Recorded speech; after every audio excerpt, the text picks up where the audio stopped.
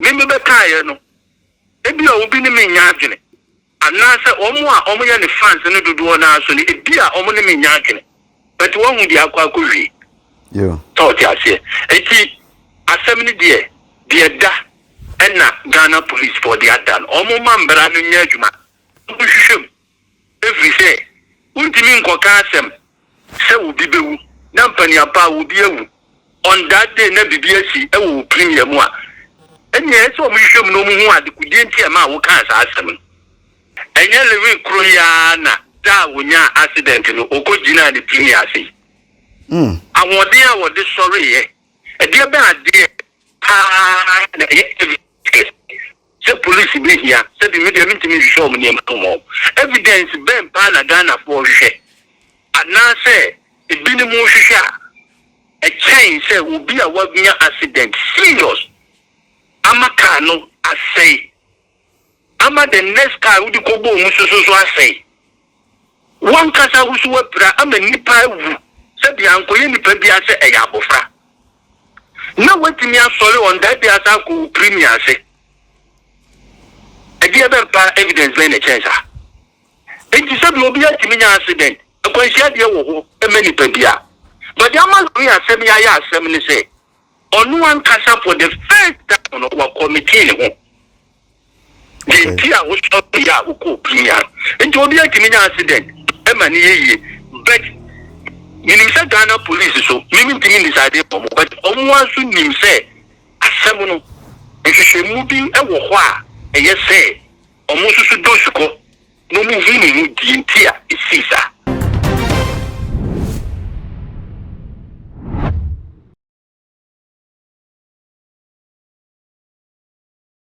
Ebusuamu akwaba eba too much in age. Amanyogbo amensa kan na yedie. Ya brehosem yie pa. Ya asem a edika na ye bompa ese sene efrase no ebekọ we ese fata.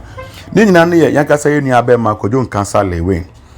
Emre bi etwemi just on the 25th of May organize a country called Ghana. Enam so ma okonya akwanhia. Na akwanhia ni mu no akwala we di 3 years efri mu ewuye. Menu kasi akwara ne ye tumesie no. Ehun nsem no ekunkonkon ho na enne the IPM ne say aban ensa kan kodwo cancer Lilwin na bebe e kofa no ye kofa no hospital oti ne wheelchair mu doctor for kire say afrede na apomuden ne ye eti no onko no ne emra no enkodi esie ebusua menya senior papa ewo ahoma no so kame ho ne enje na adwenkyerfa issue wi ho odifo memo akwaba eba too much age. Yo, me yo so too much. Yeah, nigga. Any achieve nyina. Etifo so. Yeah, eja na mini woodi nkomo be some few days ago. Efa yankasa ye nua be ma kodwo nkansa ho. Ena ne wo kire mu de nkrofo eka wo Kumase efa ne ekoso nyina ho. But sisi a amanyogbo amensa kan de eye abrahosem pa ene se posifo ensa aka no. Na Lilwin enya nan po a wo gina so. Wheelchair ena ede na atana so a ye piano because accident echi no omo kirem say wentumi anante it happen na doctor for e release ni say obetima akofisi emra no senete na de na ekoso yo we de me dedika message eye watifo ene wahwefo nyina na emze wo frame me some few days ago no cre ma me ni wo interview ma me kan de Kumase for dodo no eka efa asem no na on se de bia ya na me ka se Ghana ye nya atwom ye pasem isuru asem di ye no mu bia ye isuru hwe asem ba ye be kan se de ese na efata na se bi zebi wi ase untimi fa ade bone entimi nya papa mani nyeyi ade no so no ben si be die da no wan fa nto so a ifrito na untasem ne no kwasem e wa asemi mu ne se o se Ghana police sebi omo so no omo de omo asusu ye de etofo ye kosu bia no omo so ni omo so eke die dodo na so ye de eka edi ye se asem no ho empopoye e na omo so atia omo twisa na mo no ama yakọ akwa akọfa no every say me be kaye no obi ne me nya adwene anase omo a omo ye ne fans ne dodo na so ne bia omo ne me nya adwene but won hu dia akwakohwe yo thought ase eti asem ne de da na Ghana police for the adan omo mambra no nya adwuma hwehwem every say untimi nkoka asem se obi bewu na mpani apa obi ewu on that day na bibiasi ewu premier mu a enya ese omo hwehwem no mu hu ade kudie ntia ma wo kan sa asem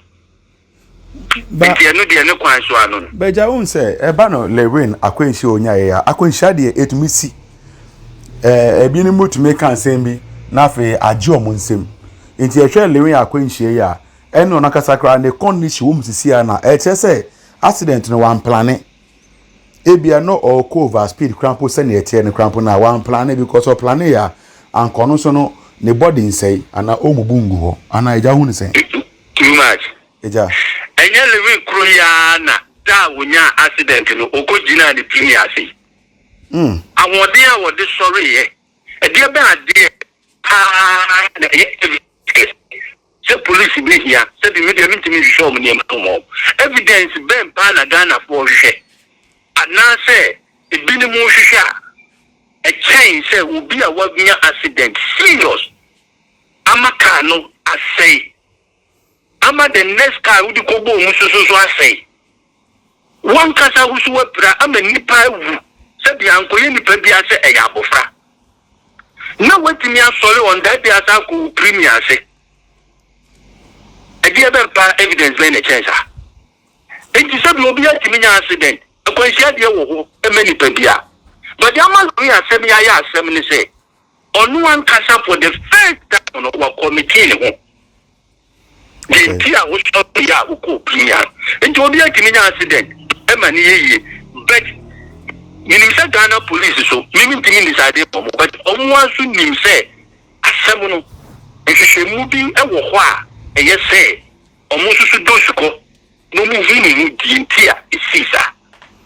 won say eja na abanisa okay odifo won say mintwa no accident ni si ya no nipa ba ko a o ka Lilwin ho emese friend abro also okura edi bisa o kirem say your friend wo radio station all the nchiremu ba say omunim say Lilwin de opemri kapa enti ni mirika na o kono ebia na wako e na akofa akwanhia na ba enti no eja wo connect ni say enti na meka say ya police fu a o mai sabi omo so mu nite omo menimu mra no nti omo de ya ni say omo be prosecute ni ba no enti asem no ne na safie eni babia beduru nyina no bia di adanse pc apart from say abro no kura be kasa asem no kura ni bibia di adanse pc say Lilwin there are so many instances akumasa bonten but this speed oku speed bebre amount for kan wasem enya no nko a wodi ni BMW bi konya accident serious ema accident no enu car no kura ni serious change ni be sikura wodi nya accident no engine baba ko ye kasa no kura we ya no bi ti ba bi office se ye kan nipa no den na nipa ko kuma na wo ye bo accident bi ma wo wiase te wo de bi afata nya tana say sign enu ti sign wo many pe bia e de na wo ko nipa ba go de bia wo de wunya accident so no se wo be wu accident no se car no ni serious ananse ni bata ejina car no se de sitie so person who accident no ni impact pa hwe car no kese na car no na speed wo yeah speed ni mu a entimi nya damage sa ba eja ni BM no di konya accident ni the same thing and so the impact car ni nya the same thing yeah and correct enti sa bro no ko kan say the way ni bia o speed a odika okay but eja ye binu mu be kasa ye no na nchawa no okay and na sabi na kidi for no so hu me say ye mpani Lilwin boni ye pani ye and na ye woni ama bi wa ye hu na enye ni nyina na sabi ye ba bonti aye beka no correct betre wo no mu aye ye hu no pati nye ni nyina Ba eja ne de mo a ye free yan kon ba na sene wo se ade a enye de ye fa anye ade yi nes de na pesa wo kire de am me pesa me kire ni say me be ye video bi be kai just few days ago say the way accident na wunya ye no bibi wo mu a say a police for etimishwem eno so na esi no eno so no ma invite no na o mo distance because incident ni nyina ne ne ma esi ye nyina ene de dodo ne kan wo kumasa bonte na kire say the way accident no it can say you get thorough investigation e wo in my instances be brave eka the reason I got to car no with the print ana the reason no akojina bonte kan say obi be wu the reason I was saying no number bonte a wo chesika kumasa bonte speed she speed ano. Okay. And 24 a police for me no mo shim. And these are some of the things I remember class as a move. Now do na attack me. The reason I will not accident no solely on the same day as I call premier as I not say. Nina ye niema e kire say sebi I so obi sebi obi amobo no hu no say wo mobo no so many pano but one hu no say wo mobo. Tete unta sendi wo me need me ho kire me wo su me say I want to na me wo mu no wo ya me mobo but nyama me ye nyina so kire say me obi a sebi me ho kire me no cray let us be do e denti na medical kalimani mu kire sa enu ti na me ba bontin be kan say nyama e koso no ye dodo o ka no e betumi a isamo mo ka fa do we ho no aye de okot e bata no ho no e betumi a ye hwem the reason why only the nipa baako accident every accident ye hwem eja me da say me said the police for so aye no o my eye ye fata. Okay, eja me da say pa me da na me show because of connection a owo to Lilwin and one thing na de bia me tie fro no na ni de mu a owo last word apese o de tudwa na ne fa yen community de me pese me kan nyina ne say celebrities no omunya abutre man sem we me kan the last time me say team should be team animunyam sika ejapade ye beja wa go me ena me wosoro me ena me din e woso me ena me wo fie a ne bo den ka ne bo den se omo enfan se omo adini mu se afitina ye ti se wiase no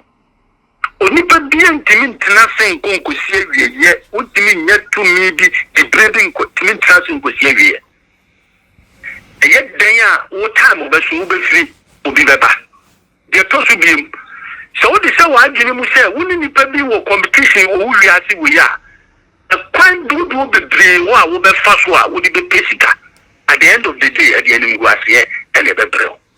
futuro kakra me de be mo no mo mani so di wonyankopon e di amo no mo mani mbiri wo bia no mo ni free wo ma dwi mu se to me edin animunyam e betwem entina ho enkusie wiye tina bible si di power we eye esene ehunyade senior papa me da se pass onya bene oni e kasa ebusua me ni senior papa na edi enkomoyi na mesrew say wo so de wadwe nkere beto abanti ni hu ha ho so si fagie asem we na fe subscribe my page we na mi adoma na so se na me upload bia so na wonsa ebetumi aka makrao